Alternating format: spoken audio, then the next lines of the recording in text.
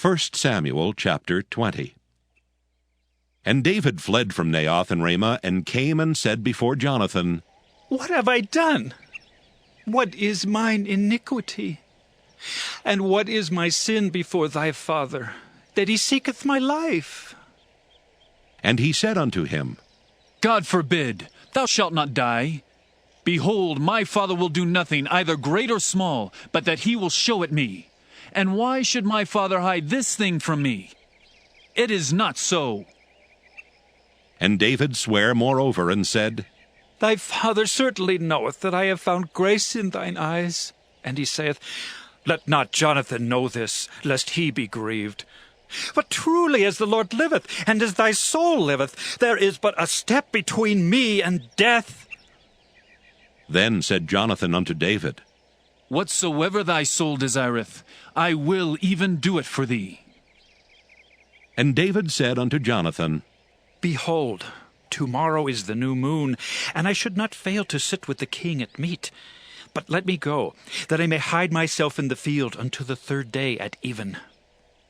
If thy father at all miss me, then say, David earnestly asked leave of me that he might run to Bethlehem his city, for there is a yearly sacrifice there for all the family. If he say thus, it is well. Thy servant shall have peace. But if he be very wroth, then be sure that evil is determined by him. Therefore thou shalt deal kindly with thy servant, for thou hast brought thy servant into a covenant of the Lord with thee. Notwithstanding, if there be in me iniquity, slay me thyself, for why shouldest thou bring me to thy father? And Jonathan said, Far be it from thee, for if I knew certainly that evil were determined by my father to come upon thee, then would not I tell it thee? Then said David to Jonathan, Who shall tell me? Or what if thy father answer thee roughly? And Jonathan said unto David, Come, and let us go out into the field. And they went out both of them into the field. And Jonathan said unto David, O Lord God of Israel, when I have sounded my father about tomorrow any time, or the third day, and behold, if there be good toward David, and I then send not unto thee and show it thee, the Lord do so and much more to Jonathan.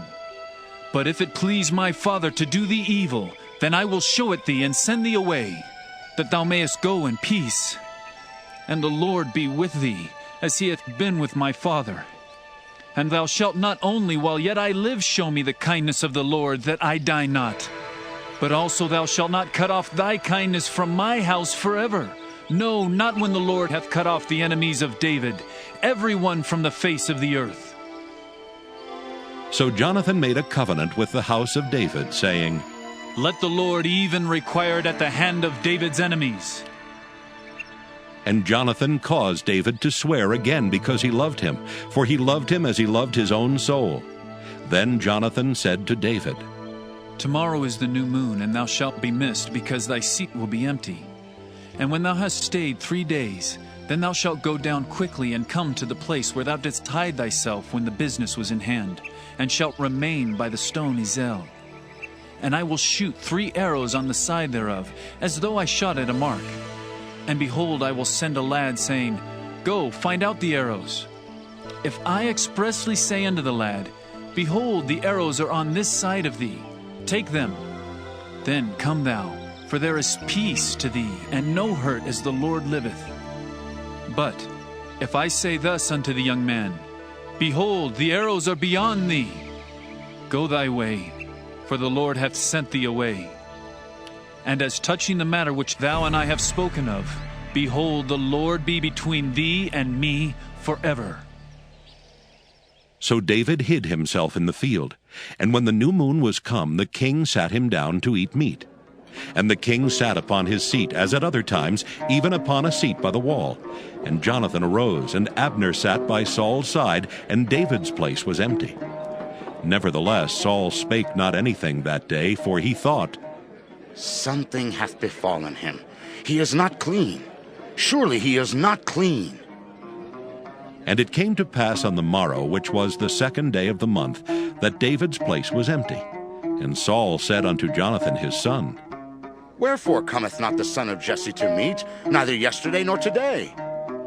And Jonathan answered Saul, David earnestly asked leave of me to go to Bethlehem. And he said, Let me go, I pray thee, for our family hath a sacrifice in the city, and my brother he hath commanded me to be there. And now, if I have found favor in thine eyes, let me get away, I pray thee, and see my brethren. Therefore he cometh not unto the king's table. Then Saul's anger was kindled against Jonathan, and he said unto him, Thou son of the perverse, rebellious woman! Do not I know that thou hast chosen the son of Jesse to thine own confusion, and unto the confusion of thy mother's nakedness? For as long as the son of Jesse liveth upon the ground, thou shalt not be established, nor thy kingdom. Wherefore now send and fetch him unto me, for he shall surely die. And Jonathan answered Saul his father, and said unto him, Wherefore shall he be slain? What hath he done? And Saul cast a javelin at him to smite him, whereby Jonathan knew that it was determined of his father to slay David. So Jonathan arose from the table in fierce anger, and did eat no meat the 2nd day of the month. For he was grieved for David, because his father had done him shame. And it came to pass in the morning that Jonathan went out into the field at the time appointed with David, and a little lad with him.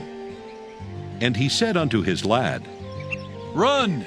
Find out now the arrows which I shoot. And as the lad ran, he shot an arrow beyond him. And when the lad was come to the place of the arrow which Jonathan had shot, Jonathan cried after the lad, and said, Is not the arrow beyond thee?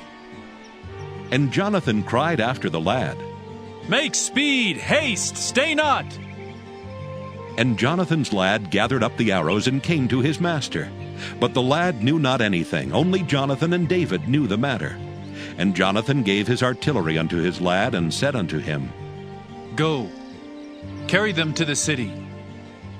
And as soon as the lad was gone, David arose out of a place toward the south, and fell on his face to the ground, and bowed himself 3 times. And they kissed one another, and wept one with another, until David exceeded.